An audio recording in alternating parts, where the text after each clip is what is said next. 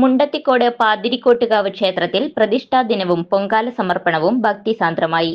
ക്ഷേത്രം തന്ത്രി മേൽമണ്ടയൂർ മന അനൂപ് കൃഷ്ണൻ നമ്പൂതിരി മുഖ്യ കാർമ്മികത്വം വഹിച്ചു. മേൽശാന്തി അനീഷ് കൈലാസം സഹകാർമ്മികനായി. 250ഓളം സ്ത്രീകൾ പൊങ്കാലയിട്ടു. തന്ത്രി അനൂപ് കൃഷ്ണൻ നമ്പൂതിരി പണ്ടാര അടുപ്പിൽ തീ പാർന്നതോടെയാണ് പൊങ്കാല അടുപ്പുകൾ കത്തിച്ചത്. സോപാന സംഗീതം പരിപാടിക്ക് മാറ്റുകൂട്ടി. പൊരിവെയിലിന് ആശ്വാസമായി മെഡിക്കൽ കോളേജ് ലയൺസ് ക്ലബ്ബ് സംഭാരം വിതരണം ചെയ്തു. വിഭവസമൃദ്ധമായ ഭഗവതിയുടെ പിറന്നാൾ സദ്യയ്ക്കും ആയിരക്കണക്കിന് പേര് പങ്കെടുത്തു. ഇക്കൊല്ലം സബ് ജില്ലാ കലോത്സവത്തിന് 12,000 പേർക്ക് ഭക്ഷണമൊരുക്കിയ മുണ്ടത്തിക്കോട് രാജു തന്നെയാണ് ഇവിടെയും സദ്യ ഒരുക്കിയത്. ദേവസ്വം ഓഫീസർ എ സുരേഷ്, കോമരം വാസുദേവൻ എന്നിവർ സന്നിഹിതനായിരുന്നു. ക്ഷേത്ര ഉപദേശക സമിതി, മാതൃസമിതി, സ്വാഗത സംഘം ഭാരവാഹികൾ എന്നിവർ നേതൃത്വം നൽകി.